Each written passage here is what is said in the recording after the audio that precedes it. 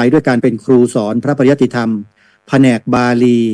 ให้กับสามเณรรุ่นต่อๆไปด้วยเพราะฉะนั้นใครที่จะร่วมเป็นเจ้าภาพสร้างเสนาสนะกุฏิที่อาศัยให้กับพระมหาปริญญารูปนี้ก็เดี๋ยวฟังรายละเอียดกับองค์วิทยากรในรายการของเราครับนิมนต์ครับพระอาจารย์ครับนมัสการครับครับนมัสการครับขอถวายความเคารพพระรัตนตรัยขอถวายความเคารพท่านพระอาจารย์ดร.ปราโมทย์ประโมทโยและนมัสการท่านพระอาจารย์ปลัดอลงฤทธิ์อุปรักขิโตซึ่งเป็นพิธีกรประจำรายการในวันนี้ครับวันนี้เป็นวันอังคารก็ได้เข้ามาพบปะกับคณะศรัทธาญาติโยมเล่าเรื่องตามที่เกิดขึ้นเป็นปัจจุบันด้วยแล้วก็อนาคตด้วยนะพระอาจารย์เนาะครับเพราะว่าเรามีหน้าที่มาพูดให้ญาติโยมฟังบอกข่าวเล่าบุญไปด้วยครับบุญที่ไหนมีเราก็จะเล่าไปด้วยอย่างไรก็เพื่อให้เกิดประโยชน์สูงสุดเพื่อเกิดประโยชน์สูงสุดในเรื่องของที่เรากำลังทำกันอยู่แต่เรื่องที่หวังสุดๆเลยที่ผมหวังนะโดยส่วนตัวนะพระอาจารย์ผมพูดแบบส่วนตัวคืออะไรครับ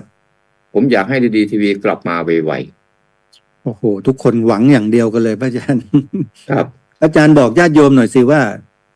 วิธีการจะนำกลับมาเนี่ยต้องทำยังไงครับคือเราต้องเข้าใจแบบสั้นๆง่ายๆเลยว่าทุกสิ่งทุกอย่างที่เราทำอยู่เนี่ยมันใช้ปัจจัยล้วนๆเลย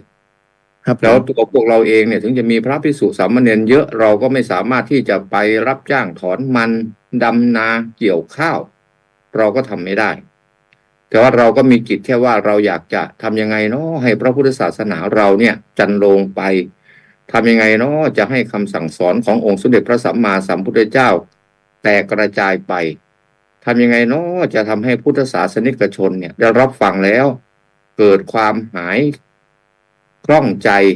มีความรักความศรัทธามีความสุขในการใช้ชีวิตในประจำวันครับซึ่งตรงนี้ที่จะทำได้ก็คือหนึ่งในนั้นก็คือดีทีวีครับเนี่ยผมต้องเปรียบเทียบเลยว่าอาจารย์ครับเนี่ยเมื่อวันเนี้ยผมเพิ่งจะโอนเงินของผมให้กับสถานีวิทยุที่ผมใช้อยู่เนี่ย6 เดือน110,000 บาทคลื่นเดียวนะอาจารย์โอ้ครับเนี่ยนี่แค่วิทยุนะครับมันก็ยังต้องต่อสู้กันไปแบบนี้แล้วขณะเดียวกันเราก็ทำงานเล็กๆน้อยๆไปด้วยซึ่งมันก็ขาดไม่ได้มันเป็นปัจจัยสำคัญอย่างเช่นการสร้างกุฏิทำอะไรก็ถือว่าเป็นปัจจัยสำคัญแต่อย่างไรก็ตามเราก็ทำควบคู่กันไปตามกำลังศรัทธานะเราไม่ได้บังคับใครนะแต่ว่าเราเล่าให้ฟังอย่างเช่นผมเองเนี่ยนะในความคิดส่วนตัวผมว่าถ้าวันใดดีทีวีกลับมาวันนั้นเนี่ยออกจนญาติโยมก็จะดีใจตาก็จะสว่างขึ้นอีกเยอะในเรื่องของหลายๆแง่หลายๆมุมนะถ้าเราช่วยกันเนี่ยผมว่าได้นะครับซึ่งผมก็ได้คุยกับท่านพระอาจารย์ดร.ประโมทอยู่ครับท่านก็บอกว่ามันมีส่วนจะได้อยู่ไม่ใช่ว่ามันจะปิดไปเลยนะแต่ว่ามันติดบางประการเท่านั้นเองครับเนี่ยไอ้ติดบางประการที่เราว่านี่ก็คือนี่แหละคือทุนน่ะพูดง่ายๆว่าเงินทุนน่ะเขาต้องตรวจสอบนะอย่างเช่นผมทำอะไรก็ตามผมเปิดโรงเรียนนะอาจารย์เขายังตรวจสอบผมนะว่าถ้าคุณมีจิตใจจะตั้งโรงเรียนเปิดโรงเรียนจริงๆคุณมีบัญชีสำรองเท่าไหร่ในการที่จะต้องเปิดโรงเรียนเนี่ยครับเขาต้องตรวจสอบแบบนั้นเลยนะผมก็เลยว่าทุกสิ่งทุกอย่างเขาต้องตรวจสอบแบบเนี้ยถ้าคุณอยากจะเปิดอีกคุณมีทุนเท่าไหร่ทุนสำรองใช่ไหมครับทุนสำรองเวลาสิ้นเดือนมาคุณมีทุนสำรองอะไรเท่าไหร่ยังไงที่คุณต้องจ่ายเดือนต่อเดือนเนี่ยครับเพื่อสร้างความเชื่อมั่นครับเพื่อสร้างความเชื่อมั่นเพราะฉะนั้นบางทีคณะสัตยาญาติโยมเราที่บอกว่า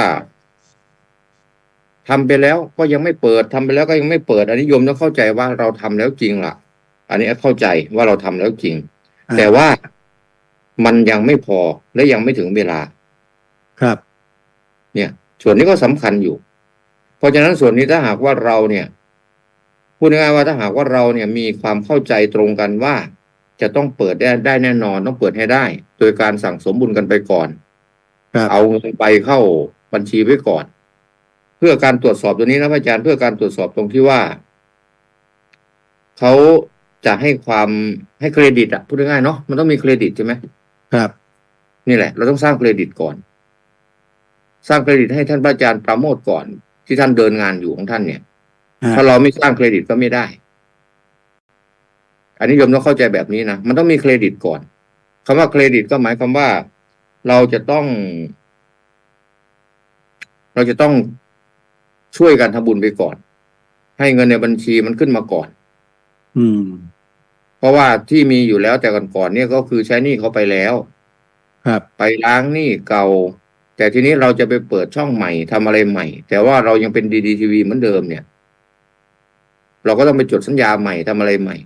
เมื่อเราเปลี่ยนคลื่นเปลี่ยนอะไรก็ตามนะอาจารย์เขาก็ต้องตรวจเราอยู่ดีครับ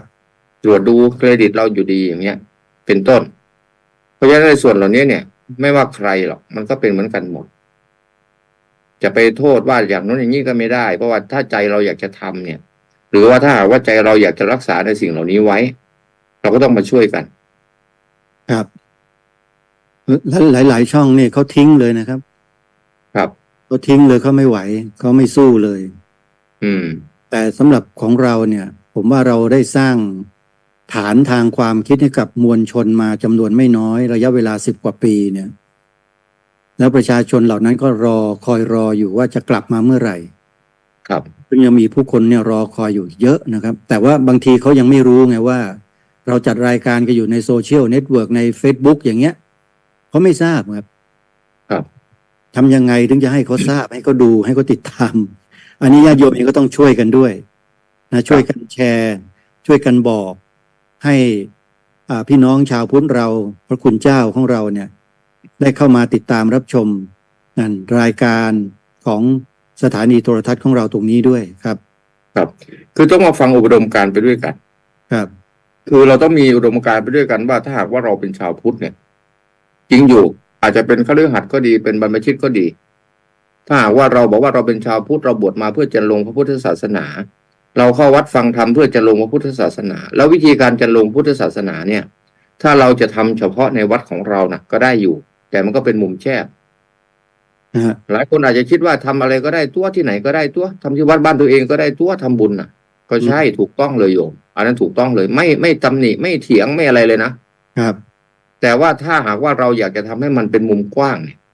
ขยายออกไปทั่วโลกโดยการที่เราสละทรัพย์คนละนิดคนละหน่อยเนี่ยทำให้พระพุทธศาสนาคำสั่งสอนของพระพุทธเจ้าขจรกระจายไปทั่วโลกเนี่ยถ้าเราทำบุญที่บ้านเรามันกระจรกระจายไปทั่วโลกไม่ได้ครับแต่ถ้าหากว่าเรามาร่วมมือกันเนี่ยไม่แน่นะงานที่บ้านเรานะส่งเข้ามาอาจจะกระจรกระจายไปทั่วโลกได้ว่าบ้านเรามีประเพณีอะไรครับ22 คลอง 14แถวชาวจังหวัดนั้นเป็นยังไงอำเภอนั้นเป็นยังไงของประเทศไทยเนี่ยก็อย่างวัดอารามมงคลก็เคยกระจรกระจายไปทั่วโลกมาแล้วก็เคยไปมาแล้วไงเห็นไหมครับเนี่ยเพราะฉะนั้นเนี่ยเหมือนกันเลยคณะสัตยาญาติโยมถ้าหากว่าเราร่วมมือกันเนี่ยแล้วโยมก็มีส่วนเป็นเจ้าของดีทีวีโดยการให้การสนับสนุนทีนี้ถ้าหากว่าบ้านเรามีข่าวอะไรท่านพระครูท่านอาจารย์พระครูประหลัดณรงค์ฤทธิ์ช่วยกระจายข่าวนี้ให้หน่อยเพราะมันเป็นสิ่งที่ดีนะ22 คลอง 14จังหวัดนี้เขามีประเพณีอย่างนี้เขามีอะไรแบบนี้แบบเนี้ยซึ่งนั่นเนี่ยเราก็สามารถทำให้ได้เพราะว่าเป็นการเผยแผ่เห็นไหมอาจจะเป็นช่วงเวลาที่ไม่ยาวนักหรอกสั้นๆแต่ว่าหมุนไปหมุนมาก็จะทำให้เขารู้ว่าประเทศไทยเราเนี่ยจังหวัดนั้นอำเภอนั้นตำบลนั้นมีการเผยแผ่มีการจะลงพระพุทธศาสนาอย่างไรเนี่ยแต่ถ้าหากว่าเรามาทำกันเฉพาะในหมู่บ้านของเรามันก็อยู่ในหมู่บ้านของเรานั่นแหละ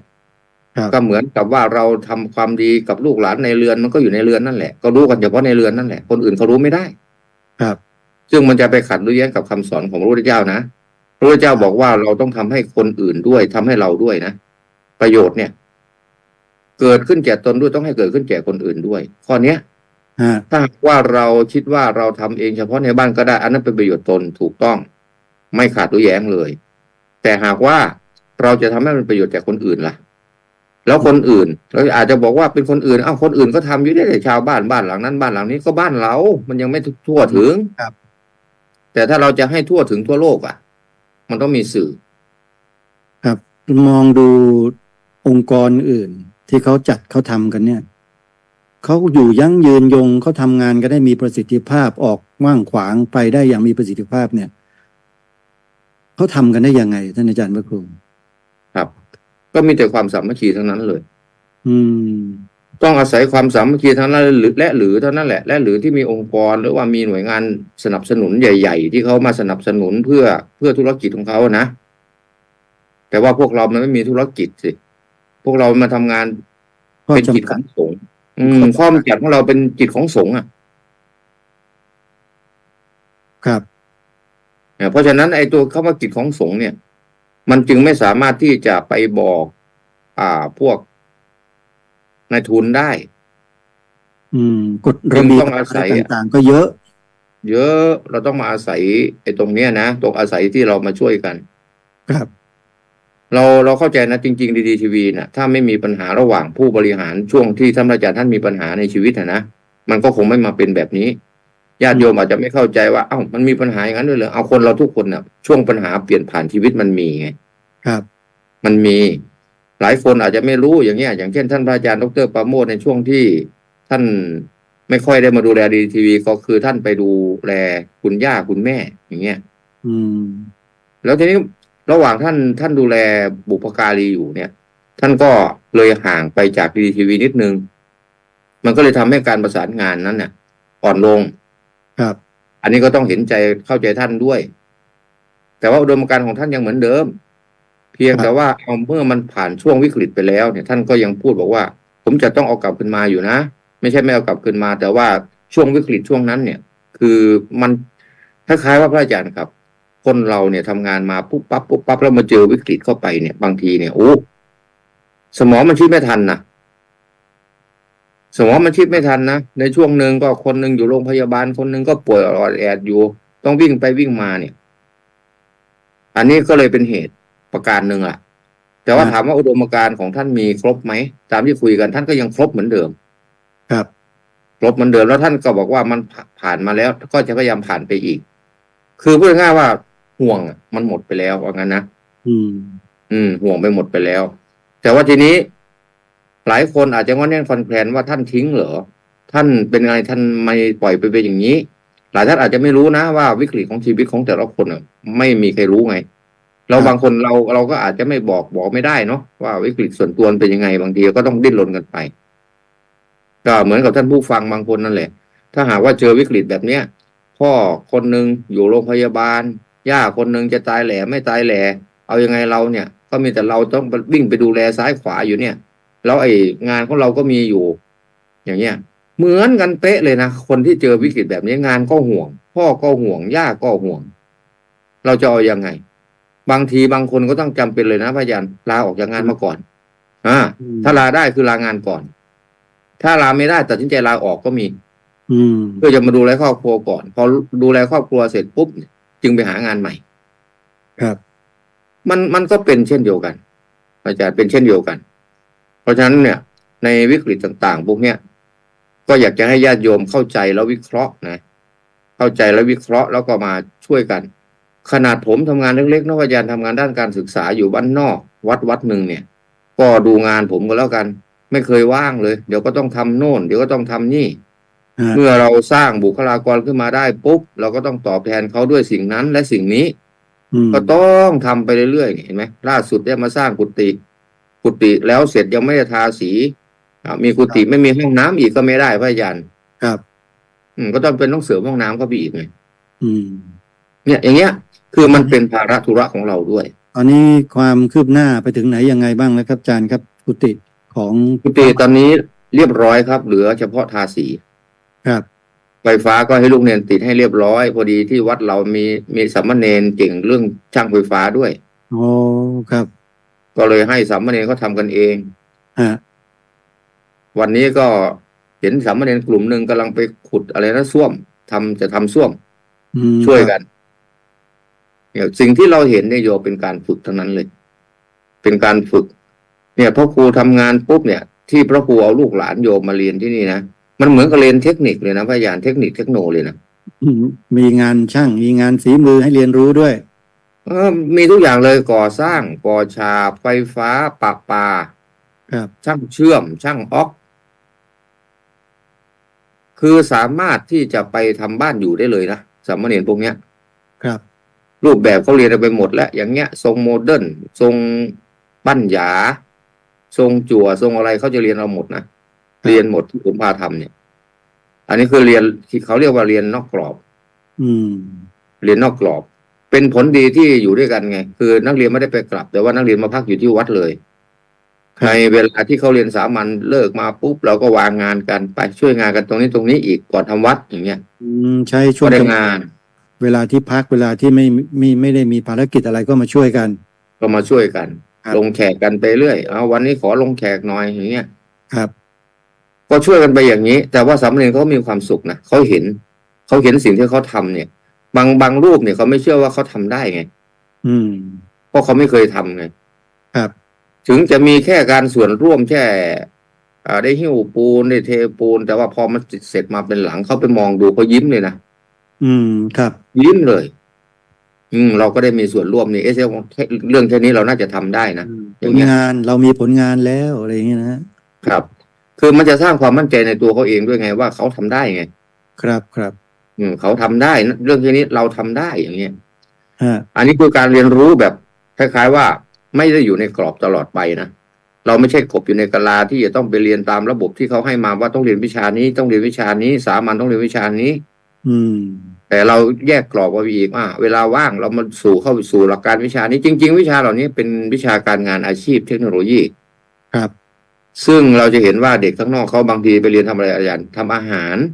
อืม ไปเรียนทำอาหารไปเรียนเย็บผ้าไปปลูกผัก ครับ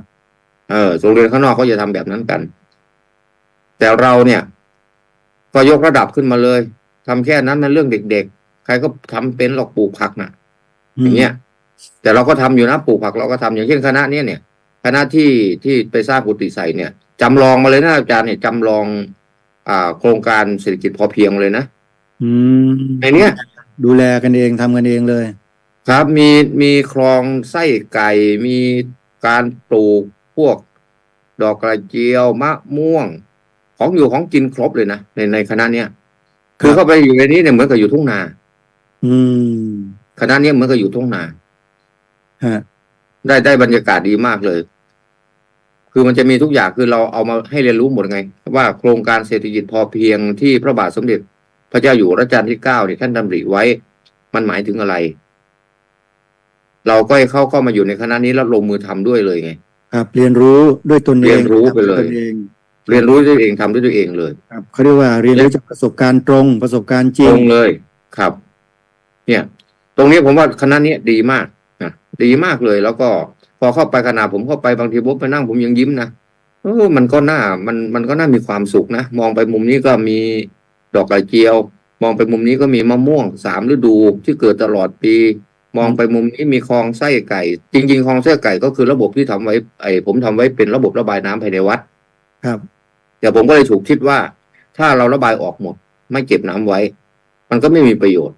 อืม ผมก็เลยเปลี่ยนระบบว่าเราขุดลึกหน่อย แล้วระดับน้ำทิ้ง เราก็ให้ทิ้งออกไป ระดับน้ำเก็บเราก็เก็บไว้ อืม ที่เก็บน้ำไว้นั่นเราก็เอาหาปลามาปล่อยหน่อย พอได้ดูหาอะไรมาปล่อยหน่อย พอได้ดูแล้วน้ำเราก็เอาขึ้นมารดต้นไม้รดผักได้อย่างเงี้ย ครับ มันก็เลยมีประโยชน์ไปอีกไง อืม ผมว่าสิ่งเหล่านี้มันจะซาบซึมกับเด็กเขาไปด้วยนะครับ เพราะว่าส่วนมากเด็กบ้านนอกเด็กอีสานเราเนี่ย มันจะเป็นเด็กลูกหลานชาวนา ซึ่งเขาเนี่ยอยู่กับพ่อแม่ที่เป็นชาวนาอยู่แล้ว ครับ เราก็เลยต้องสร้างบรรยากาศให้มันเหมือนกับเขาอยู่เถียงนาเขาน่ะ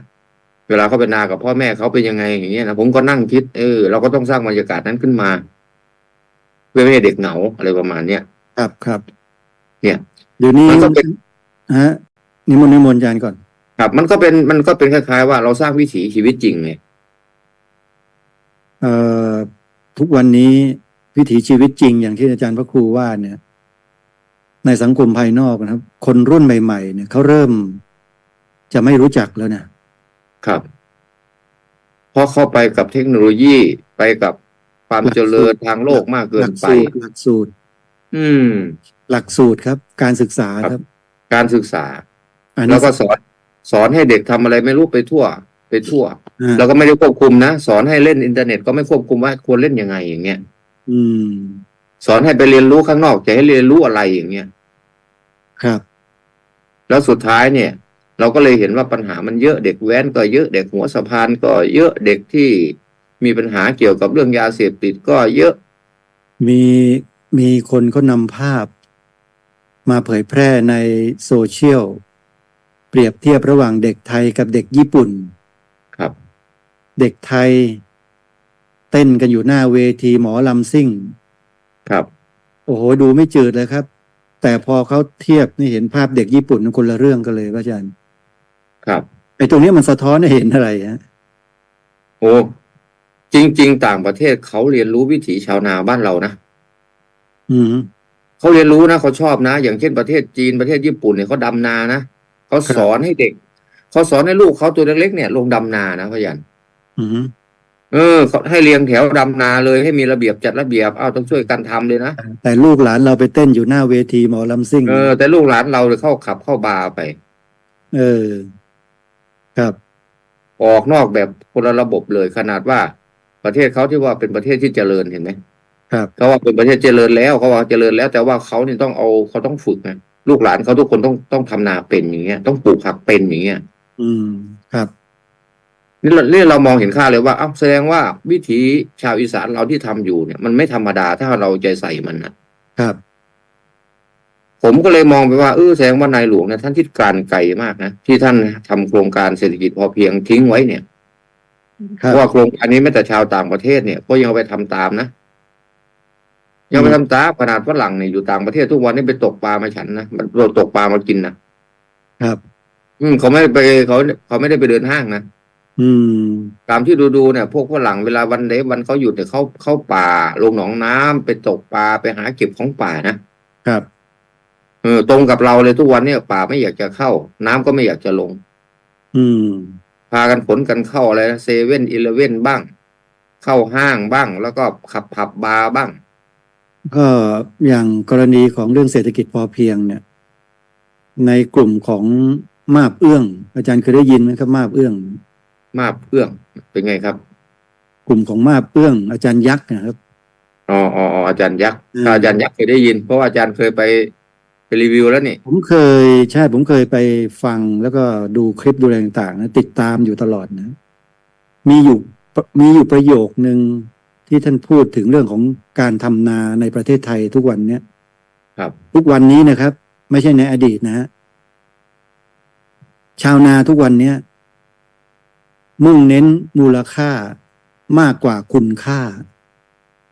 อันนี้เห็นด้วย100%ครับ พระอาจารย์ช่วยอธิบายให้ท่านผู้ชมฟังหน่อยได้ว่าที่กลุ่มของอาจารย์ยักษ์ปรารภอย่างนี้หมายถึงอะไร ครับ มันหมายถึงเริ่มต้นจากด้านการผลิตเลยพระยัน ครับ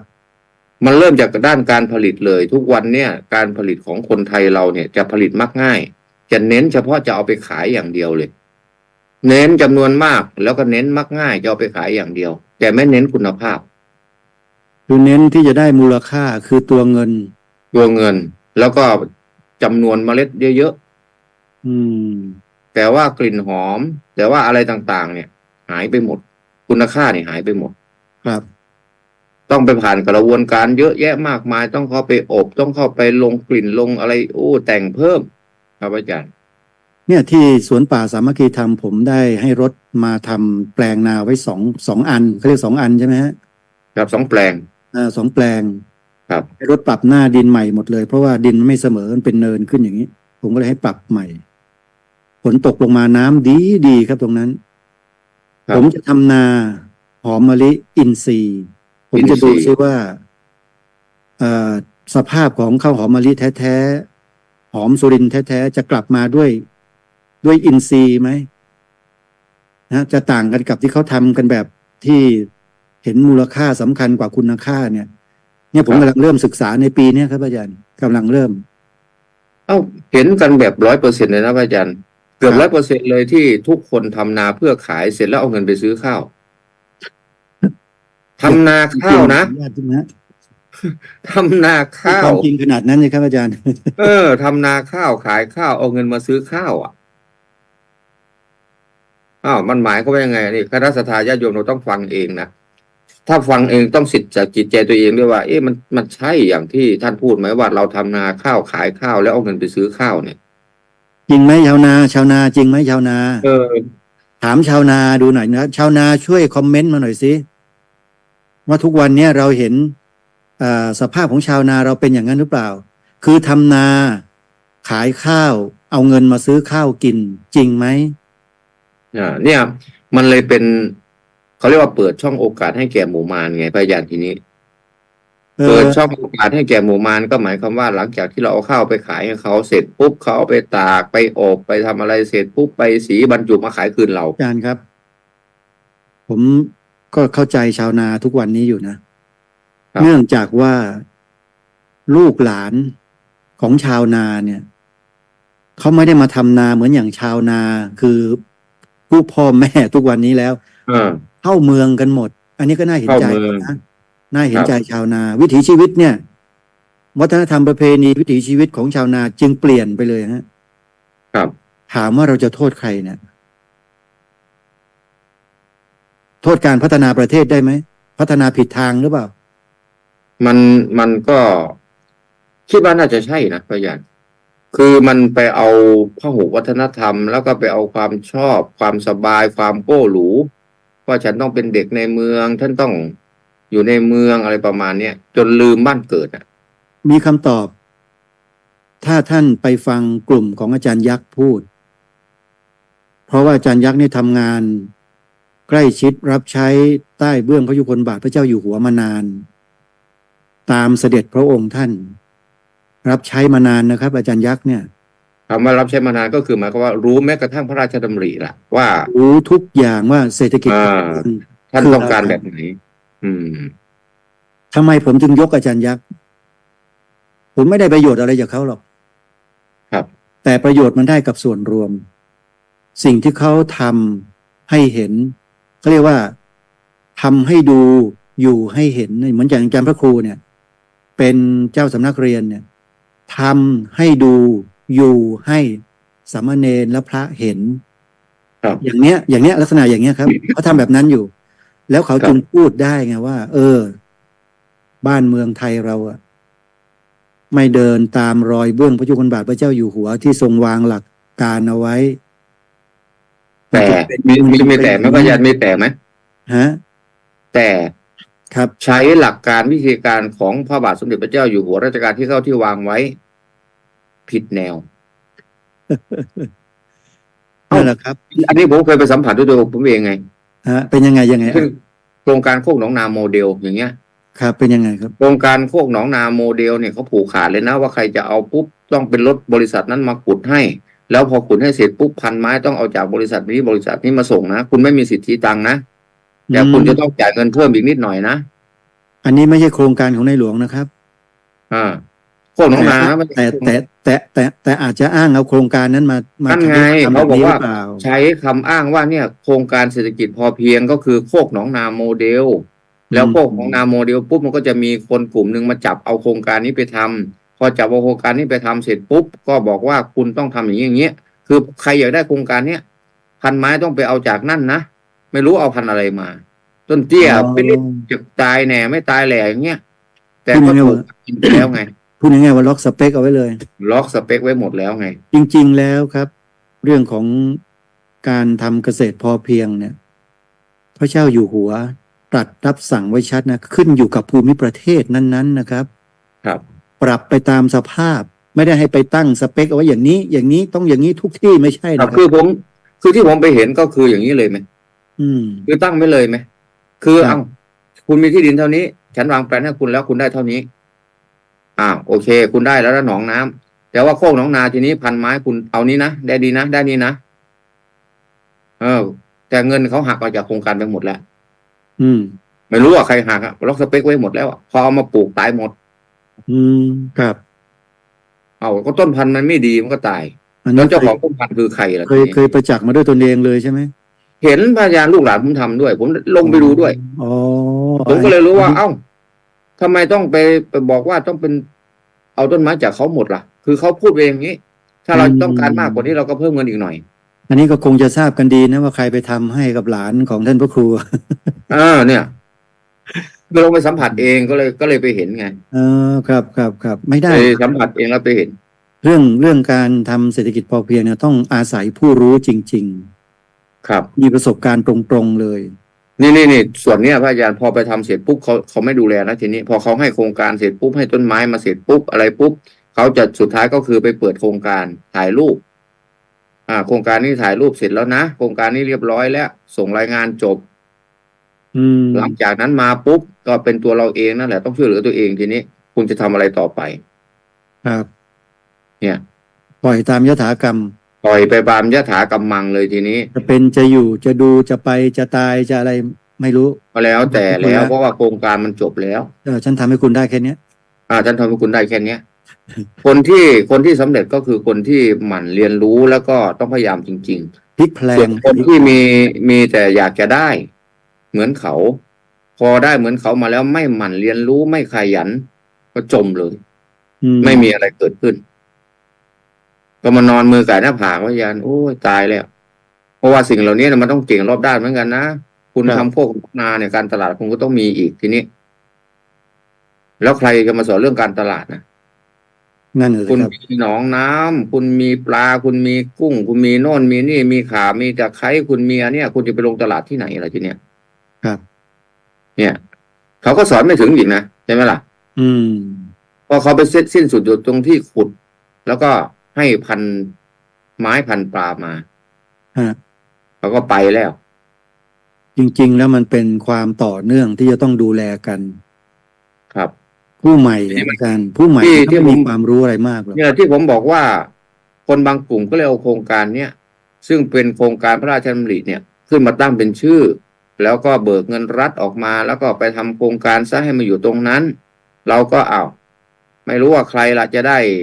ราคาค่าพันปลาใครไม่รู้ใครล่ะจะได้ราคาค่าพันไม้ไม่รู้ว่าใครล่ะจะได้ค่าแมคโครขุดดินน่ะเขาก็เลยแทรกซึมเข้ามาอย่างนี้พูดง่ายๆว่าถ้าคำว่าทุจริตไม่หมดน่ะมันก็คงอยู่อย่างเนี้ยครับเพราะฉะนั้นเนี่ยคำว่าการปราบปรามทุจริตเนี่ยถึงมันจะดูช่องทางดูหาได้ยากนะแต่ว่ามันมีอยู่ช่องทางหนึ่งที่ผมคิดว่าทำได้ก็คือใช้หลักธรรมแหละสัจจะความจริงครับอิริโอตปปะความลายต่อบาปคนที่ร่ำรวยมหาศาลแล้วเนี่ยเขาไม่เข้าใจธรรมะเลยเลิกว่าเขามีเยอะๆเป็นพันล้าน10 ล้านแสนล้านเนี่ยสุดท้ายตายไปก็อะไรไปไม่ได้เหมือนกับเจ้าสัวที่ตกเครื่องบินตายเอาอะไรไปได้ครับสิ่งที่ท่านพระครูพูดเนี่ยมันเป็นอุปสรรคการพัฒนาประเทศชาติบ้านเมืองอย่างมากเลยนะ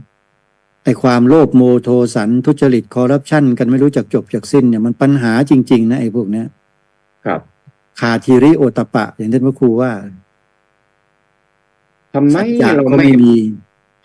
ไม่พยายามเนี่ยตรงเนี้ยที่เราอยากให้ดีทีวีกลับมาเราอยากให้ทุกสิ่งทุกอย่างกลับมาก็คือเราอยากจะเอาธรรมะเนี่ยเข้าไปสอดใส่สมองให้สักหน่อย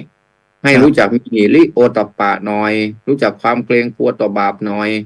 ให้รู้สัจธรรมของชีวิตหน่อยว่าสิ่งที่คุณกำลังทำอยู่คุณกำลังค้นหาขวนขวายอยู่อาจจะโกงกินมาจนได้เงินหลาย10 ล้านพันล้านแสนล้านแล้วสุดท้ายในชีวิตของคุณน่ะเอาอะไรไปได้นี่พยายามพูดเราก็พยายามพูดว่ามันจริงอย่างนั้นนะจริงอย่างนั้นเนี่ยเมื่อวัน2 วันผมก็เทศเรื่องเนี้ยคนตายมาเผาศพที่วัดผมก็พูดแต่เรื่องเนี้ยพูดถึงว่าเอาอะไรไปได้พูดให้คิดให้ได้เอาคิดให้ได้เอาอะไรไปได้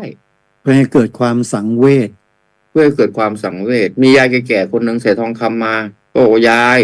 ทองคำที่คอยายน่ะถ้าสมมติว่าถ้ายายให้ลูกน่ะจะเป็นของยายนะแต่ถ้ายายใส่ไว้ไม่เป็นของยายนะมันจะเกิดปัญหาครับถ้าวันหนึ่งถ้ายายตายไปยายนอนในโรงไม่เอาทองคำออกจากคอไม่ลูกคนไหนจะไปแย่งกันน่ะคอจะบาดนะครับคอจะบาดเพราะไอ้ทองคำที่เราใส่เนี่ยว่าหลักการพุทธศาสนาก็บอกว่าสิ่งไหนที่เราละออกจากตัวเราให้คนอื่นสิ่งนั้นเป็นของเราใช่ไหมสิ่งไหนที่เราเก็บกรรมไว้สิ่งนั้นเป็นของเขาก็พยายามพูดแบบนี้ให้เข้าใจเหมือนกับว่าบางคนถ้าเรามีความตนีเยอะจนสุดท้ายเราตายไปต้องให้ลูกไปฟ้องผีใช่ไหม ทุกสิ่งทุกอย่าง พอ ครับ ฟ้องผีเสร็จปุ๊บลูกก็ต้องทะเลาะกันนะกูคนโตมึงคนเล็กกูคนกลางมึงคนน้อยกูต้องเอามากก็น้อยกว่าเอาไปเอามาลูกหลานฆ่ากันตายอีก ปัญหา เนี่ย เหล่า จั นี้ บ ไม่ ถึง จ จะ บ ลิงขาดอยู่เนี่ย ไม่จบไม่สิ้น ไม่จบไม่สิ้น อืม เพราะฉะนั้นความที่จะจบจะสิ้นกับสิ่งนี้ได้ก็คือเราต้องพยายามนำธรรมะเนี่ยเข้าไปขจัดความโลภความโกรธความหลงพูดให้โยมเข้าใจ มัน ให้โยม เดี๋ยว เข้า เดี๋ยว ใจ อาจารย์ สัจธรรม พระอาจารย์พูดนะถูกแล้วต้องนำธรรมะให้เข้าไปสู่คนให้ได้เนี่ย ครับ แล้วถ้าจะให้เข้าไปสู่คนเนี่ย ตั้งแต่ระดับไหนครับ มันต้องทุกระดับเลยพระอาจารย์ ทุกระดับเนาะ ทุกระดับ ตั้งแต่อนุบาลเลยไหม มันต้องเริ่มจากอนุบาลจริงๆเนี่ยความสำคัญที่สุดก็คืออนุบาลเนี่ย ถ้าเราให้ตั้งแต่เด็กเนี่ย มันจะเป็นการให้ที่ยืนยาว แต่นักวิชาการระดับโลกเขาบอกว่าไงรู้ไหมให้ตั้งแต่อยู่ในครรภ์นู่นน่ะ โน่นน่ะเขาว่ากิจประพัฒสอนนั่นน่ะ ทำไมแม่มาถือศีล อ่า ปฏิบัติธรรม แล้วก็นั่งสมาธิสวดมนต์ฟังเทศน์ถือศีล8ตั้งแต่ในท้องครับเขาบอกนั่นแหละถึงจะได้ผลสำเร็จ ก็มีไงในธรรมบทก็มีไงพระอาจารย์สังกิจจ มี สั ใช่ ม ไห ม ม เนรแล้วก็ติสสสัมมเนร ครับ ที่ลงมาจุติที่ท้องแม่เสร็จปุ๊บเนี่ยพอลงมาจุติที่ท้องแม่เนี่ย แม่จะนั่งคิดเลยว่าโอ้ยเราเนี่ยแพ้ท้อง แต่ว่าการแพ้ท้องของแม่บอกว่า เราจะต้องทำอาหารไปถวายพระ ให้ อืม พระฉันเสร็จแล้วเราต้องไปรับเศษพระ เออ แล้วเราก็จะการแพ้ท้องเราก็จะหายไป อืม อาจารย์ใหญ่ก็เคยพูดนะว่าการกำเนิดในครรภ์เนี่ย มันจะทำให้พ่อให้แม่เนี่ย เป็นคล้ายๆว่า จะมีการแพ้ท้องแบบความคิดของเด็กในท้องอ่ะ พูดง่ายๆว่าอาการแพ้ท้องของแม่เนี่ยบ่งบอกถึงเด็กในครรภ์ ใน ว่า ท้องในครรภ์ได้เลย อะไรมายังไงจากไหนอะไรอย่างเงี้ยนะใช่ไหมครับ ครับ ใช่เลย อืม เหมือนกับพระเทวทัตเกิดเนี่ยจะอยากกินเลือดพ่อไง โอ้โห เห็นไหมเทวทัตเกิดจะอยากกินเลือดพ่อ ครับครับ แต่บรรดาพวกสังกิจจสัมมเนรติสสสัมมเนรเกิดมาปุ๊บพ่อแม่เนี่ยอยากเข้าวัดอยากฟังธรรม เออ เห็นไหม อยากห่มผ้ากาสาวะ อยากจะไปกินข้าวก้นบาท อืม นั่นแล้วสุดท้ายก็พอทำไปเสร็จปุ๊บโตมาหน่อยก็ได้บวชเป็นสามเณรบรรลุอรหันต์ ครับ ก็คือกิจของเด็กอ่ะ มันมาประวัติสอนในครรภ์แล้วไง ที่โยมแม่ผมยังมีชีวิตอยู่เดี๋ยวไปถามหน่อยที่ว่าตอนท้องผมเนี่ยมีท้ายแพ้ท้องยังไง นั่นแหละต้องไปบอกนั้นอ่ะ คือถ้าบอกงั้นปุ๊บจะรู้เลย ครอบครัวโยมแม่ยังอยู่ไหมครับ ขอไป ไม่อยู่ครับ เสียนานแล้ว อ๋อครับ เนี่ยปีนี้ผมจะทำกฐินถวายท่านอยู่ ถวายอุทิศให้ท่านอยู่ อ๋อครับครับครับ ไม่แน่เราอาจจะกราบนิมนต์ท่านมาด้วยเดี๋ยวให้มันใกล้วันก่อน ได้ครับอาจารย์แจ้งบอกได้เลยครับ ครับ ครับ เราต้องออกมาพบปะกันหน่อยครับพบปะญาติโยม ครับ บางทีเนี่ย ถ้าเราไม่ออกไปพบปะญาติโยมบ้างมันก็จะทำให้มันห่างหายนะ ใช่ เอาจริงๆนะขนาดคลื่นสถานีวิทยุผมเนี่ยนะบางทีคลื่นมันมีปัญหาเนี่ยโยมก็โทรมาเลยเพราะครูทำไมคลื่นพระครูมันอ่อนจังเลย อ๋อบ างวันก็ฟังได้ บางวันก็ฟังไม่ได้ ถ้าเป็น ครับ แบบนี้มันจะห่างกันนะเนี่ย เออ ให้พระครูพัฒนาคลื่นหน่อยให้มันแรงกว่านี้หน่อยได้ไหม แล้วทำไงล่ะครับ มันก็ทำไม่ได้ เพราะว่าเขากำหนดให้เราแล้วไง อืม เขากำหนดให้เราแล้วว่ามันส่งได้เท่านี้ ก็ ครับ บอกแต่โยมได้ว่า ใครที่ฟังไม่ค่อยได้ก็ไปหากระมังบ้างผู้ถังบ้าง อืม เสาทีวีเก่าๆบ้าง ยกขึ้นหลังคาแล้วก็ต่อสายลงมาใส่วิทยุทรานซิสเตอร์อะ โอ้ยมีโทรศัพท์มือถือกันบ่แม่ออกของเฮาเนี่ย แต่ว่าตอนนี้ก็พัฒนาอยู่นะพระอาจาร นั่น ย์ น่ะ ตอน สิ นี้พัฒ ต้อง นา อาจารย์ต้องบอกโยม ให้ทุกคน อยู่ บอก ประ กัน จำ เล เลย ย ครับ ครับ มีวิท เส้น ยุ ทางพวกนี้บางคนเดิน ถือ ตอนนี้บางท่านก็หมดปัญหาไปในเส้นทางที่ว่าหนึ่งมาดูนี่แหละ โซเชียล โซเชียลสอง ครับ เข้าไปในไอ้วิทยุออนไลน์เรานะ แต่ผมกลัวอย่างหนึ่งอาจารย์โซเชียลเนี่ย ครับ ผมกลัวอินเทอร์เน็ตล่มทั้งโลก อืม โอกาสมันมีนะครับ มีอย่าว่าล่มทั้งโลกเลยพระอาจารย์แค่ไฟฟ้าผมดับเนี่ยวันหนึ่งก็หงุดหงิดละ เนี่ยมันไม่ใช่ว่าไม่มีปัญหานะครับ เพราะผู้ที่ควบคุมศูนย์กลางจริง ๆ อยู่มันอยู่ต่างประเทศ ครับ โปรแกรม ถ้าเขาบ ต่า อง กว่า ๆระบบต่างๆ ถ้าเขาบอกว่าเขาจะหยุดข้อมูลวันเดียวนี่ จบ จบเลย ก็เมื่อเร็วๆนี้พระอาจารย์ทราบข่าวไหมซอฟต์แวร์ของเอ่อของเอ่อของซอฟต์แวร์ของอันเนี้ยฮะอินเทอร์เน็ตของ Google นะครับ Google ครับผมล่มกันทั้งโลกเลยฮะ เข้าไม่ได้ ระบบธนาคารระบบการเงินนี่จอสีฟ้าหมดทุกที่ ครับ ทั่วโลกหมดเลย เพ ผมก็เลยนึกถึงว่าอ๋ออินเทอร์เน็ตถ้ามันล่มมันจะเป็นแบบนี้นี่เองทั้งโลก ทั้งโลก เพราะฉะนั้นสิ่งที่เรามีอยู่เนี่ยนะครับ เทคโนโลยีมือถืออินเทอร์เน็ตคอมพิวเตอร์โน้ตบุ๊กที่เราใช้กันอยู่ทุกวันอย่าคิดว่ามันจะอมตะตลอดไปนะครับ เหมือนกับในภาพยนตร์นะที่เขาแฮกกันนะคือระบบล่มทั้งไอ้นั่นปุ๊บเสร็จแล้วในระบบล่มนั้นนะมีการแฮกข้อมูลอีก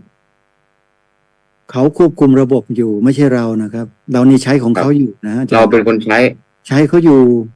อืม นั้นต้องเตรียมใจทำใจเอาไว้กันด้วย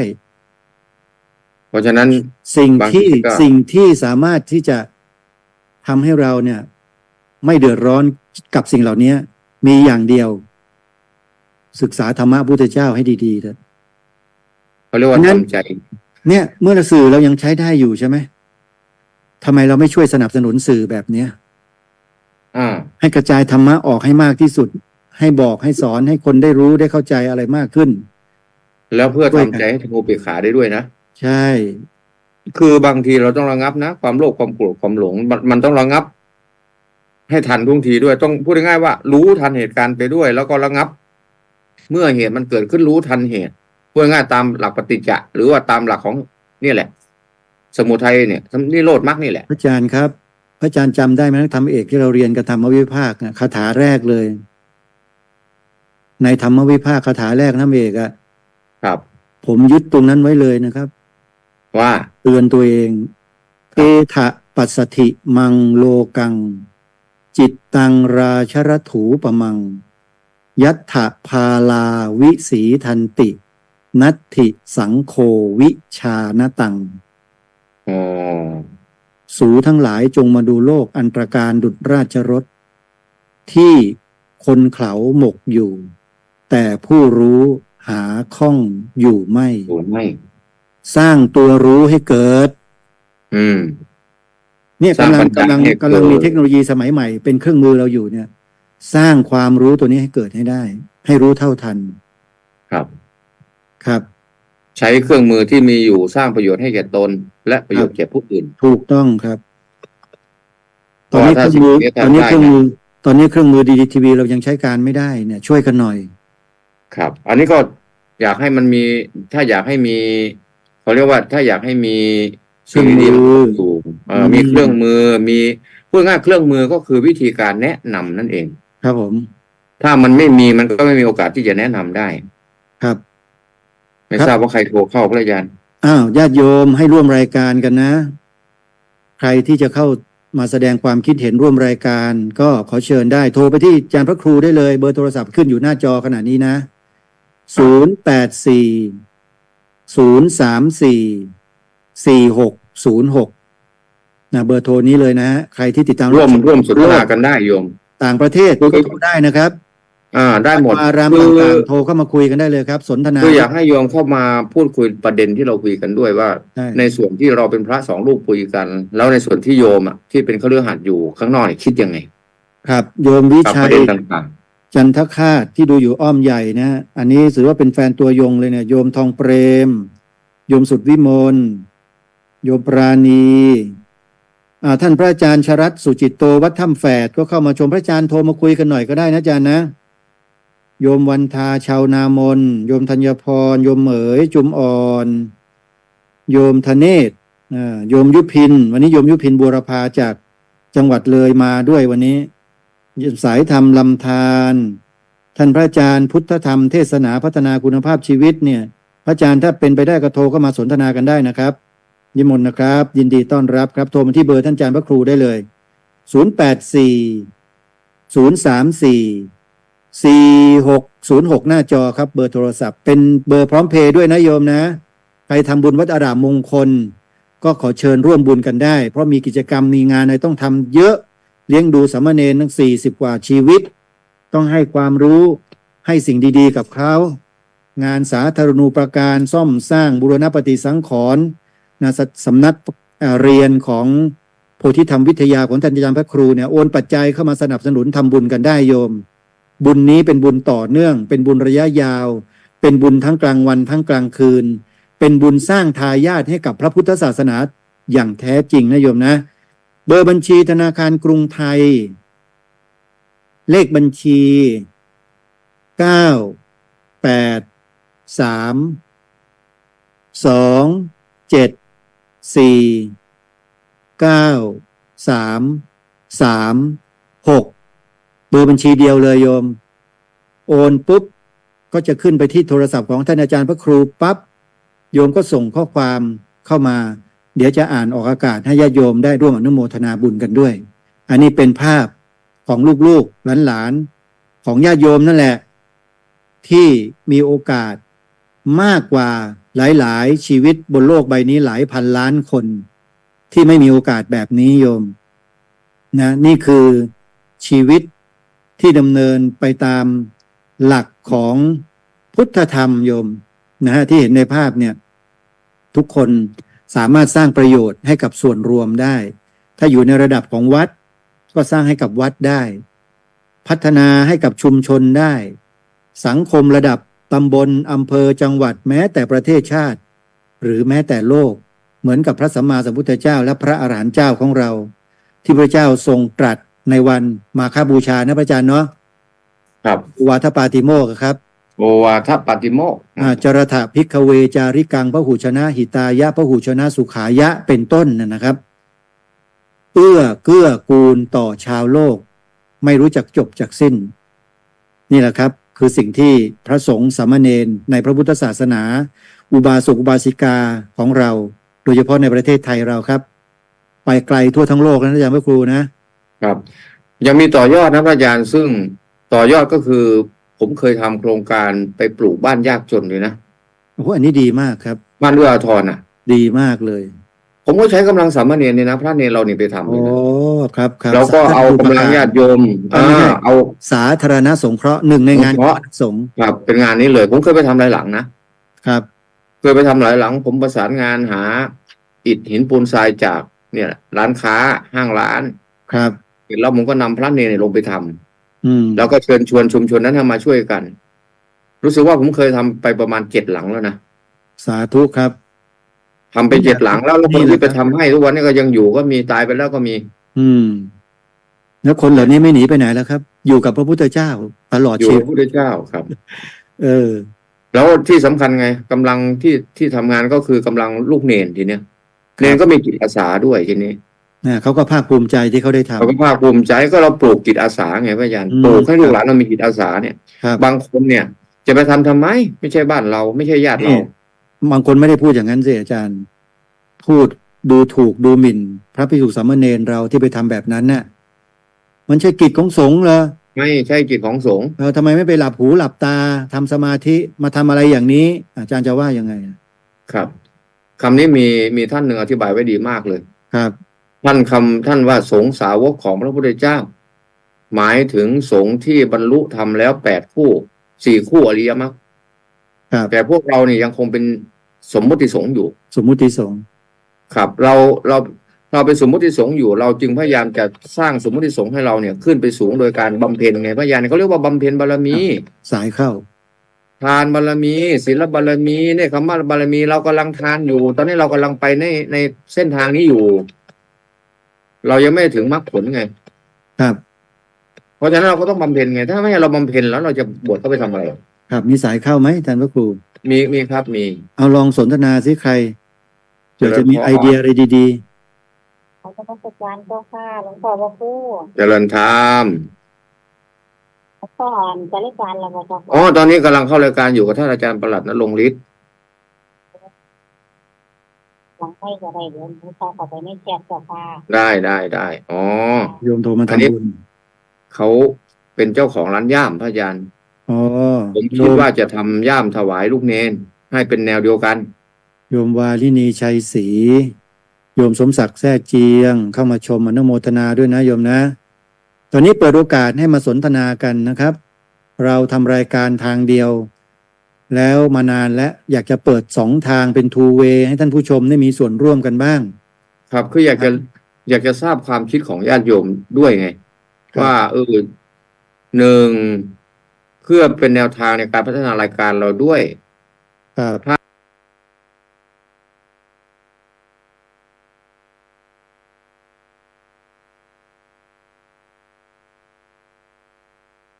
ถ้า สมมุติว่าดีทีวีเรากลับขึ้นมาเนี่ยญาติโยมมีแนวทางไหมว่าเราจะบริหารยังไงเราจะช่วยกันยังไงให้มันเกิดประโยชน์สูงสุดอย่างนี้เป็นต้นนะครับ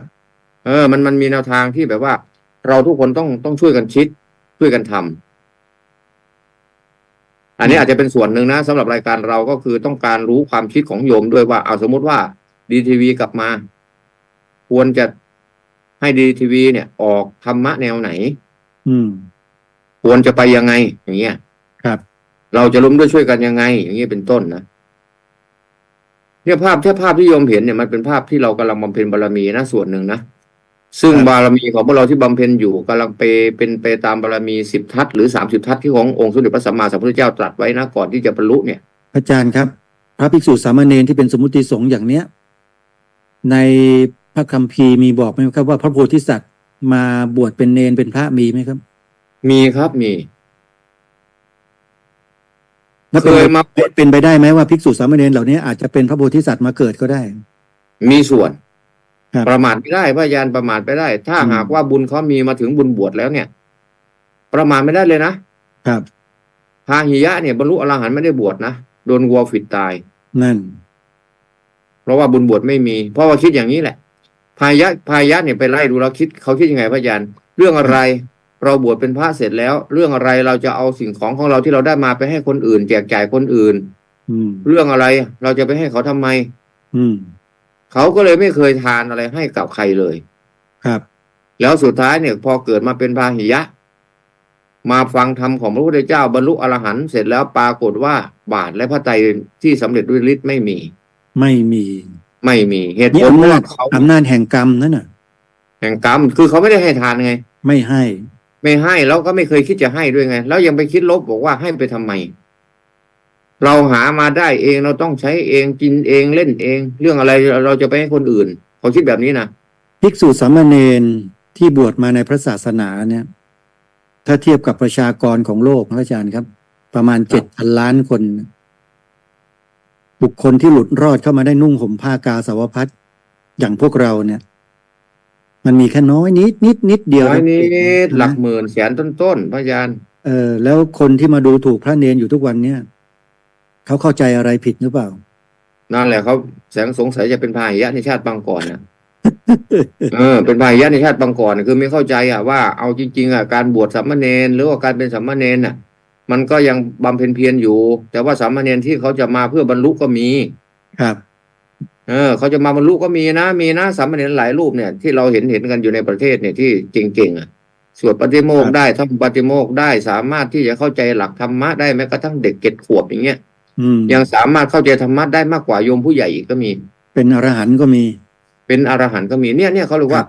มันดูไม่ได้มันดูถูกกันไม่ได้พวกนี้มันเป็นประจักษ์ตังจริง มีโยมแสดงความคิดเห็นมาพระอาจารย์ ครับ โยมวันทาชาวนามนบอกว่า อยากให้ท่านสร้างเป็นกองทุนละเท่าไหร่ ทุกคนที่เข้ากับกองทุนนั้นแล้วต้องรับผิดชอบหน้าที่ของทุกคนไปเจ้าค่ะโยมเสนอความคิดเห็นมาอย่างนี้ ครับ อาจารย์ ตอนนี้เราก็พยายามชวนให้เป็นแบบนี้แหละ ครับ เราก็พยายามชวนอยู่บอกว่าเอา คือโยมจะให้เรากำหนดเป็นตัวเลขไงว่ากองทุนละเท่าไหร่ เราก็ไม่อยากกำหนด เราก็อยากให้ตามศรัทธา ครับ แต่ว่าถ้ากำหนดไปแล้วมันดูเหมือนยังไงบังคับ ฉันอยากจะทำมากกว่าได้ไหมน้อยกว่าได้ไหมเราก็เลยเปิดกว้างๆว่าช่วยกันโยมคน10 บาท20 บาทอาจจะทำบุญรายวันก็ได้ทำบุญรายเดือนก็ได้ ครับ บารมีมันไม่เท่ากันไงพระยันคนหนึ่งอาจจะมีบารมีเยอะอาจจะสั่งสมได้วันละ1,000เลยก็มีบางคนมีบารมีปานกลางอาจจะสั่งสมได้วันละ100ก็มีบางที ครับ บางคนบารมีน้อยอาจจะสั่งสมได้วันละ10อย่างเงี้ย ครับ คือขั้นของการบารมีมันมาต่างกันนะการเวียนว่ายตายเกิดเนี่ยเพราะฉะนั้นเราจะกำหนดไม่ได้เหมือนกับผมทำอยู่ผมก็ไม่มีกำหนดนะพยานเนี่ยก็มีกำหนดอยู่ช่วงหนึ่งก็คือเรื่องของเสาใช่ไหมต้นละ1,000 บาทสันไทยแผ่นละอันนี้ก็คือราคาจริงที่เราไปซื้อมาเราก็กำหนดได้อยู่ แต่ว่าพอมันหมดแล้วก็คือมันหมดเลยไงเสา6 ต้นก็คือจบ6 ต้นแค่เนี้ยอิฐบล็อกก้อนละ7 บาทใช่ไหมบล็อกก้อนละ7 บาทเนี่ย ครับ อันนี้ก็คือเราแยกให้เพื่อให้โยมเนี่ย ผู้มีเงินน้อยก็เอาอิฐบล็อกก้อนเดียวได้ไหมละ7 บาทอย่างเงี้ย อืม ใครที่มีเงินปานกลางขึ้นมาหน่อยเอาปูนได้ไหมล่ะ130 บาท ครับ เนี่ยอย่างเงี้ยมันก็แยกย่อยไปด้วย แล้วบารมีทั้งหมดก็มารวมกันเป็น1 ครับ เห็นไหมคุณทำบุญ7 บาท คุณก็อยู่ในกุฏิหลังนี้แหละ คุณทำเสา1,000 บาท คุณก็อยู่ในกุฏิหลังนี้แหละ คุณทำประตูหน้าต่างช่องละ2,000 3,000ก็อยู่ในหลังนี้แหละ ฮะ มันจึงเป็นการคละเคล้าบารมี ครับผม ดูนะโยมเนี่ยความสามัคคีทั้งนั้นเลยนะที่ทำให้มันเกิดขึ้นกุฏิหลังเนี้ยที่โยมเห็นอยู่เนี่ย เกิดขึ้นเพราะความสามัคคี ขออนุญาตพูดถึงสวนป่าผมหน่อยได้ไหมอาจารย์ ได้ครับได้ครับ จะตั้งเสาเพื่อจะเตรียมทำโครงข้างบนเพื่อจะขึงแสแลมชั่วคราวนะฮะผมยังไม่มีเจ้าภาพเลยนะตั้งเสาเนี่ย อ๋อ ครับ สแลมอาจารย์มีวัตถุประสงค์ จะตั้งเสาแล้วก็ ใส่ จัด สแลม งานครับจัดงานแสดงธรรมกันตลอดทั้งคืน เพื่อกันน้ำค้างเฉย จะใช้เป็นเสาอะไรดีพระอาจารย์ ๆก็น่าจะเป็นเสาปูนเนี่ยครับอาจารย์ครับ คือทำแบบถาวรอยู่ใช่ไหม สูงหน่อยฮะไอ้เสาเนี่ยเราจะเก็บไว้ถาวรไงถ้าเกิดว่าเรา ครั จะ บ คิดจะสร้างศาลาก็ใช้เสานี้ได้เลยไงพระครู ได้เลย คือเอาไปใช้ประโยชน์ข้างหน้าได้ ได้เลยครับเสาเนี่ย ถ้าไม่ทำอะไรถ้าซาเลมมันขาดย่นก็เปลี่ยนแค่ซาเลมก็ ใช่ สามารถปฏิบัติธรรมต่อได้ ฮะอนาคตถ้าเราต้องการจะสร้างศาลาก็ทำโครงหลังคาทำศาลาได้เลยอย่างเงี้ยครับ เอาดีนะครับ ผม ตัว คิด นี้ ว่า ผ อย่าม งนั้น ก็เหมือนกันนะอยู่ที่นี่ผมก็ใช้ของเก่าแบบนี้นะ ครับ คือเรามีอยู่แล้วเราเอาไปใช้ประโยชน์อย่างหนึ่งแต่พอถึงจะใช้ประโยชน์อย่างหนึ่งเราก็สามารถเอาไปใช้ประโยชน์ที่มันมั่นคงกว่าได้ ใช่อันนั้นเรื่องเสาเนี่ยเป็นเรื่องที่เราจะต้องทำให้เกิดความมั่นคงเอาไว้ตลอดนะ ถ้า ครับ อะไรก็ตามทำอะไรไม่มีเสาไม่ได้พระอาจารย์ ครับ ไม่มีเสาไม่ได้เสาที่ว่าเป็นหลักต้นเลย อือฮึ พระอาจารย์คิดว่าจะมีกี่ต้นนะ ได้คำนวณแล้วนะครับ ใช้ทั้งหมด18 ต้น 18 ต้น ครับ ต้นละ ยังไม่ทราบครับ ยังไม่ได้ ได้คำนวณครับ ยังไม่ได้คำนวณนะ เกริ่นไว้ก่อน เกริ่นไว้ก่อน เดี๋ยวให้ น้ที่ ท่านผู้รู้ ครับ เดี๋ยวให้ท่านผู้รู้ไปช่วยดู ครับ ครับ โดยเฉพาะท่านอาจารย์ คือ ครูดมวรานุวัฒน์ไปช่วยคำนวณกันหน่อย ถ้ารู้หน้าเสาความสูงน่าจะกำหนดได้นะประมาณการ เสาหน้าเท่าไหร่ ผมว่าน่าจะใช้หน้า6นะ หน้า 6 พอไหมท่านอาจารย์พระครูคิดว่า18 ต้นเนี่ยพื้นที่กว้างประมาณ12 เมตร ยาวประมาณ20 กว่าเมตรนะฮะ25 เมตรนะ เราจะทำให้มีเสากลางใช่ไหมเสาเนี่ยเราจะเป็นขอบอย่างเดียว เสากลางไม่น่าจะมีนะครับ ครับ คือ10 กว่าเมตรนี่คือเสาต้นเลยเสาข้าง เดี๋ยวขอโทษ สงข้างเลย ผมพูดผิดนะมีเสากลางครับ อืมถ้ามีเสากลางนี่ 6 38 แถวละ6 ต้น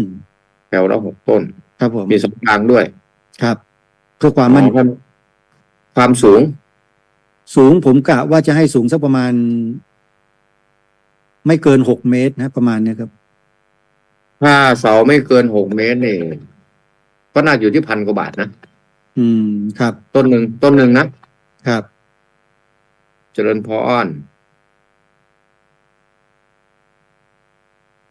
รโยมแม่กำลังเข้ารายการกับอาจารย์ประหลาดเนี่ยได้ฟังวิทยุว่าตอนนี้แล้วโยมไม่ได้ฟังวิทยุนะเนี่ย ขอออกรายการวิทยุด้วย คือโยมกำลังประสานในเรื่องของการที่จะเดินทางไปที่วัดไตรสิกขาพระยาน เดินทางวันไหน โยมกับเดินทางไปวันที่15แต่เช้า อ๋อครับ เพื่อไปร่วมยกช่อฟ้าภาคบ่ายโมง ครับ แล้วก็จะพักอยู่ที่นั่นคืนหนึ่งเช้าวันที่16ทำบุญตักบาตรถวายพระป่าแล้วก็จะเดินทางกลับ อืม ก็คุยกันวันนี้นะท่านก็เลยว่าอยู่ท่านพระครูอุดมก็ต้องไปแล้วนะก็บอกท่านอยู่ว่า วันที่15เราไปเทศน์ข้ามคืนกัน แต่ว่าเราอาจจะไม่นำอะไรไปเยอะแยะมากมายเราไปทำแบบง่ายๆ ครับ แล้วก็วันที่14ท่านพระอาจารย์มหาศิลป์ท่านพระอาจารย์จรัญท่านพระอาจารย์ลาวี จะไปวันที่14แล้วค่ำคืนของ14ถึง15จะเป็นท่านพระอาจารย์จรัญอาจารย์ลาวี อาจารย์มหาศิลป์นี่ไล่กัน ครับ ส่วนวันที่15ตอนเย็นๆก็จะมีท่านพระอาจารย์จรัญอยู่กับเรา อาจจะอยู่กับเราแล้วก็ทีมงานของท่านพระครูอุดมบ้างผมบ้างท่านพระอะไรบ้างที่ไปด้วยกันนี่แหละเราที่ไปด้วยกันก็คือใครไปก็ว่ากันไป ครับ ครับเพราะฉะนั้นจะเชิญชวนอยู่นะเนี่ยญาติโยม ผมเองก็เดี๋ยวจะพิจารณาอีกทีหนึ่งเพราะว่า ครับ จะต้องไปดูงานที่สวนป่า แล้วก็อาจจะไปจากสวนป่าไปเลยนะ แล้วก็กลับวันขึ้นวันที่16ก็กลับเหมือนกันครับ ครับ ครับ ก็นิมนต์พระอาจารย์ไปจันโลงด้วยกัน ครับ คือผมเองปรารถนาอยากจะไปอยู่นะแต่ว่า ครับ ญาติโยมจะพร้อมหรือเปล่านี่ผมไม่ทราบ ต้องดูญาติโยมด้วย ครับ ถ้าญาติโยมไม่มาก็มาคนเดียวเลย องค์เดียวเลย ขับรถเองเหรอ โอ๋อหมายถึงโยมที่ขับรถ คน นะ ขับใช่ คน ใช่ ขับไม่ถึงว่าไม่ได้บาดถึงคณะ ครับ เราก็ทำงานกันแบบง่ายๆตอนนี้ผมก็ทำงานแบบคิดง่ายๆว่าเอาชวนกันไปเท่าไหร่ก็เท่านั้น ครับ ไม่มีเป้าหมายว่าต้องเป็น1,000 คน2,000 คน3,000 คนนะชวนกันได้10 คนก็จะไป20 คนก็จะไป100 คนก็จะไปตามที่ไป ครับ ครับตอนนี้ก็วางสายไว้อยู่ประมาณเกือบ8-9 สายอ่ะ อืม แต่ว่ารู้สึกว่าจะเต็มไปแล้ว2-3 สายแล้ว ฮะ 3 คันรถเนี่ย แต่ตอนนี้ก็ชวนกันอยู่ชวนกันทุกวันตอนเนี้ย ครับก็เนี่ยเชิญชวนญาติโยมที่ฟังรายการอยู่ทางกาฬสินธุ์นะ ใครที่ต้องการจะทราบข้อมูลก็เดี๋ยวจากเสร็จจากรายการนี้แล้วเนี่ย ไปฟังคลื่นของวัดอารามมงคล89เมกะเฮิรตซ์ ตอนนี้89ก็ออกพระยานตอนนี้ก็อ ครั อบ ก ผม ตอนนี้กำลังออกอยู่นะ ออกอยู่ครับ ครับ ออกอยู่ญาติโยมอาจจะไม่เคยชินบางทีญาติโยมอาจจะบางทีญาติโยมบางคนเนี่ยนะพระอาจารย์ได้เวลา2 ทุ่มหรือยัง อืม ค่อยไปเปิดวิทยุนะ อ๋อครับ คือจะไม่ฟังตลอด24ไงบางกลุ่มแต่บางกลุ่มจะเปิดไว้ตลอด ครับ ก็เลยบางกลุ่มก็จะฟังคืนนี้บ้างใช่ไหมแต่พอถึงเวลา20 นาฬิกาเราก็เคยเข้าเป็นอากินเนาะเรื่องนี้ว่า2-4 ทุ่มอย่างเงี้ยโยมก็จะคุ้นเคยว่าเราเข้า2-4 ทุ่มอย่างเงี้ย ครับโยมก็มารอกันแล้ว เปิดวิทยุ ก็มารอกันแล้ว ม เนี่ยตอนนี้ญาติโยมที่ฟังใหม่เนี่ยฟังอยู่โยมบรรทาชรามนโยมเนี่ยก็ต้องบอกกันนะว่าทุกวันอังคารเนี่ย ครับ ทุกวันอังคารสามารถเปิดสถานีวิทยุเรา89ฟังได้เลย หรือมาฟังทางด้าน Facebook ได้เลย ทุกวันอังคาร อือฮึ ก็จะมาเล่าข่าวเล่าบุญถามข่าว แจ้งข่าวอะไรต่างๆ ผ่านทางนี้ด้วย ครับ เพื่อให้เป็นการทำงานรอไปก่อนนะนี่คือทำงานรอนะโยมทำงานรอดีทีวี ครับ ไม่อยากให้ทุกอย่างมันนิ่ง เราก็เสียสละเวลามานั่งพูดกันคุยกัน พอไปถึงรายการใหญ่จริงๆ เราถึงจะมีแนวคล้ายๆว่าจะมีผังมีแนว ว่าแต่ละวันจะพูดเรื่องอะไร ให้มันชัดเจนขึ้นมากกว่านี้ เพราะฉะนั้นคณะสัตยาญาติโยมที่รับฟังอยู่นะใครต้องการมีความเห็นอะไรนะอย่างเช่นท่านอาจารย์พระครูประหลัดท่านลงฤทธิ์ท่านมีแผนว่าท่านจะจัดงานปฏิบัติธรรมท่านก็อยากจะหาอยู่เจ้าภาพแต่ว่าตอนนี้ความชัดเจนว่าต้นเท่าไหร่ยังไม่มีความออมไม่โยมอาตมาคิดว่าไม่เกิน 1,500 หรอก ยัง เพราะเขาสูง ครับยังไม่ได้ลงพื้นที่ไปทำการสำรวจ ครับ ราคานะครับ แล้วก็จะต้องใช้ขนาดอย่างไรเนี่ยต้องคุยกันกับท่านอาจารย์พระครูดมเนี่ยจะเป็นหลักไว้นั้นนะฮะซึ่งท่านบอกว่าเดี๋ยวจะลงมาช่วยดูกัน แล้วเราจะได้ไปชมสวนป่าด้วยที่ปลูกไว้ ครับ แล้วก็จะขุดบ่ออีกสักบ่อหนึ่งเพราะน้ำไม่พอ ครับ ฮะ ค่อนข้างนะ ห้องน้ำ แถวสุรินทร์เนี่ย ห้องน้ำนั้นสร้างไว้ให้แล้ว ครับ ทำไว้ครับ สร้างห้องน้ำแต่ถ้าไม่มีน้ำล่ะ ที่นี่แหละปัญหาคือต้องขุด บ่ออีกหนึ่งบ่อไงครับอาจารย์ ครับ เพราะว่าแถวๆ คือ นั้น คือต้องบอกไว้ รู้สึ ก่อนพระอาจารย์ว่าที่สวนป่าผมไม่มีไฟฟ้านะครับ เอาบาดาลเราเจาะได้ไหมพะยัน เพราะบาดาลนี่ไม่ต้องใช้ไฟฟ้าเขาเจาะได้อยู่เขามีเครื่องมีอะไรอยู่ แต่ อาจาร ว่า ย์เจาะที่ยังบาดาล ยังบ่อใหม่ที่มาดูไว้แล้วเนี่ยยังไม่ได้เจาะ เพราะว่าเราไม่มีงบครับไม่มี เดี๋ยว งบประมาณ เดี๋ยวถ้าเป็นไปได้เดี๋ยวอาตมาจะลองผมจะลองคุยกับโรงทาน3 พี่น้องดู เขามีเครื่องเจาะพะยัน อืม เขามีเครื่องเจาะแล้วเขาก็ชอบเจาะทำบุญให้วัดอยู่ อ๋อครับ เดี๋ยวจะลองคุยดูว่าไปเจาะน้ำถวายท่านพระครูประหลัดหน่อยสิสักบ่อหน่อยสิ โอ้โหอนุโมทนาสาธุ คือถ้าเราเจาะบ่อแล้วเราก็ใช้ใดแล้วก็ใช้พลังงานโซลาร์เซลล์ ครับ ตอนกลางวันแล้วก็เปิดตุนน้ำขึ้นมาไว้ ครับก็แผนก็อย่างนั้นแหละครับอาจารย์แผนการ ครับ ก็แหละแต่นี้วันงานเนี่ย มันก็จะต้องใช้กระแสไฟท่านพระครูอุดมก็ปรึกษากันแล้ว ท่านจะนำ5 กิโลของท่านเนี่ยมาปั่นให้ ปั่นให้ ครับ2 เครื่อง ครับแล้วก็มีเครื่องเสียงมาด้วย ครับ ทีนี้ในส่วนอื่นๆเนี่ยก็เราเดี๋ยวก็ค่อย ปรึกษาหารือกันอีกทีหนึ่งครับ งานนี้ก็นิมนต์ท่านอาจารย์พระครูด้วยแล้วกันละ1 รูปละไปช่วยกัน เพราะว่าไปปลูกป่าไว้เนี่ยไม่ไปไม่ได้นะครับ ต้องไปดู แต่ว่ามันก็ ไม่ต้องไปกันเยอะ ไม่ต้องไปกันเย ก็ อะ ก็แล้วแต่อีกแหละ เพราะว่าช่วงเดือนธันวาเราต้องไปพระธาตุพนมเป็นงานประจำปี ใช่อาจ กลับ จะ มาจากโน่นค่อยเป็นงานของพระอาจารย์ ครับ แต่ก็ไม่เป็นปัญหาถ้าหากว่าเราพูดกันไว้นานๆญาติโยมเขาจะแบ่งเวลาอยู่พระธาตุพนมเราไปบ่อยแล้วเดี๋ยวเรารอไปของท่านพระครูประหลัดหน่อยไปดูต้นไม้ โอ้5 ปีแล้วนะ มันต้องมีคนคิดแบบนั้นนะพระอาจารย์นะ 5 ปีแล้วนะไม่ได้ไปเนี่ย เนี่ยถ้าเราไม่มีเครื่องมือบอกข่าวก่อนเนี่ยเดี๋ยวโยมก็จะหลงไปพระธาตุพนมหมดพอกลับมาเงินหมดแล้วจะไปหาท่านอาจารย์พระครูยังไงแต่ถ้าเราได้มีเรื่องเล่าไปแบบเนี้ยโยมก็จะบอกว่าเราจะไปไหนกันดี โยมอาจจะสงสัยว่าจัดงานสวนป่าจัดงานไม่เห็นบอกวันเลยวันไหน บอกสักนิดนึงอาจารย์ ครับผม ท่านพระครูอุดมวรานุวัฒน์ท่านพระครูศรีธีราพรท่านพระครูจริยสารธรรมกำหนดวันให้ผมแล้ว ครับ ท่านกำหนดมาให้ผมนะครับผมไม่ได้กำหนดเอง ครับ 14 ธันวาครับ ครับ แจ้งบอกไว้เลยอาจารย์พระครูครับ บอกผ่าน ครับ ฝากบอกญาติโยมเราด้วยนะครับถ้าไม่ติดภารกิจอะไรก็นิมนต์14 ครับวันเสาร์ครับ เราจะไปที่พระธาตุพนมวันไหนเดี๋ยวผมดูแป๊บหนึ่ง ครับ น่าจะตรงกันมั้งผมว่า ไม่พระธาตุพนมมันไม่เกินวันที่10ไงเสาร์อาทิตย์ที่1หรือ2ไง อืม พฤศ มัน จิ ได้ กา วันอาทิตย์ที่ 2พอดีเลยเนี่ย ธันวาคมเสาร์อาทิตย์ที่2 เดือนก็เป็น14-15ครับ มันตรงกันเป๊ะเลยนะเนี่ย นั่นน่ะสิมันตรงกันอยู่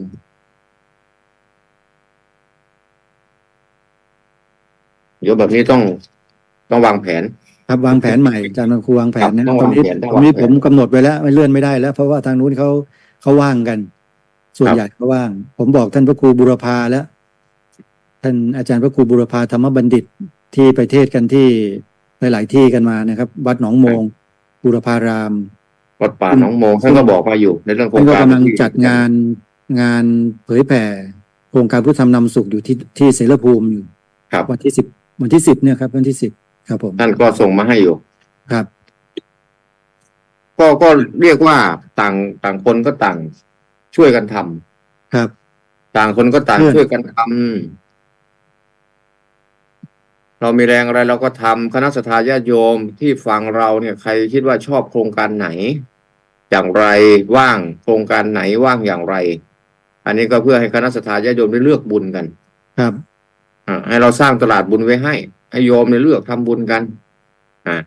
ส่วนใครอยากจะทำบุญอะไรตอนนี้เนี่ยของพระครูเองก็สามารถร่วมทำบุญได้นะเพราะว่าตอนนี้กำลังเพิ่มเติมห้องน้ำ ครับนิมนต์เลยครับอาจารย์5 นาที ครับ สุด กำลังทำห้องน้ำเพิ่มให้กับพระมหาท่าน ครับ เพราะว่ามีกุฏิแล้วไม่มีห้องน้ำส่วนสีนะมันยังลงเลยไม่ได้นะพระอาจารย์ตามหลักการมันต้องรอเป็นอาทิตย์นะใช่ไหม ใช่ให้ปูนมันแห้งดีๆซะ ให้ ก่อน ปูนมันแห้งครับ ครับ ผมจะลองใช้ที่เขาโฆษณาใหม่อะไรอีพ็อกซี่เนี่ย สีทาพื้นอีพ็อกซี่แบบไม่ต้องปูกระเบื้องอ๋อครับ จะลองใช้ดูเขาว่ามันประหยัดกว่า ฮะ ก็จะลองใช้ดูตรงนี้สีอีพ็อกซี่เนี่ยนะ ครั เขา บ บอกว่าถังละประมาณชุดละประมาณ1,000 กว่าบาท ถ้าลงไปแล้วเนี่ยมันจะเป็นคล้ายๆกระเบื้องเลยจะทำให้เป็นคล้ายหินอ่อนก็ได้เขาว่างั้นนะครับ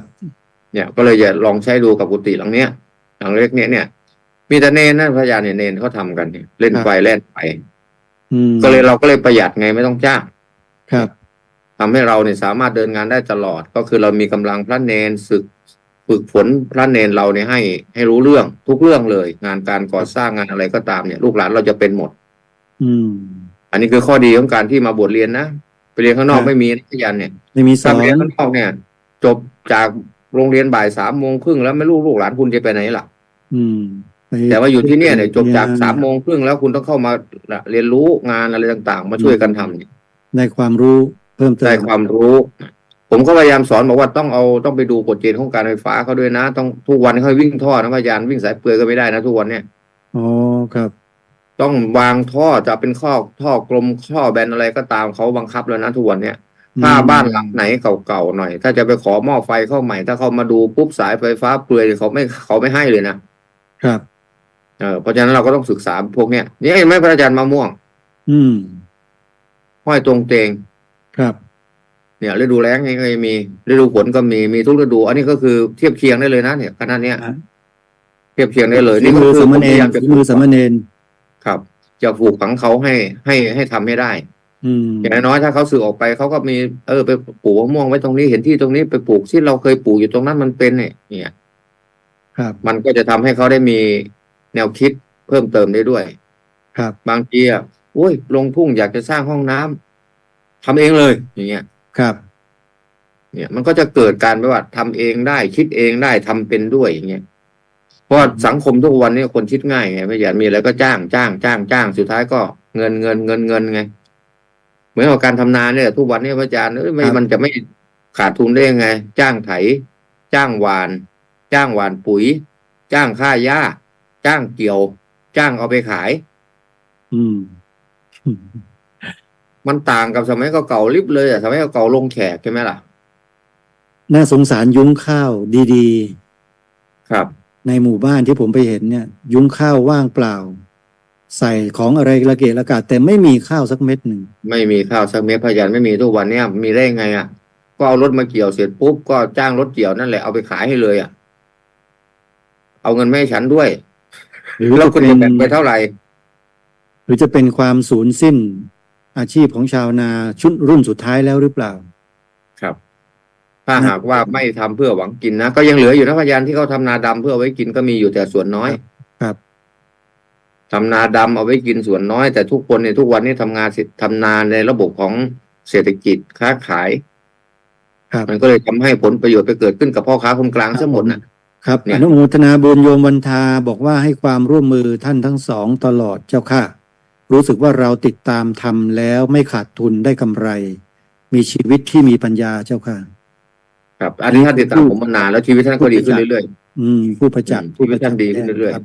ครับอาจารย์พระครูครับสรุปสั้นๆเลยครับจะหมดเวลา ๆ แล้ ครั ว บ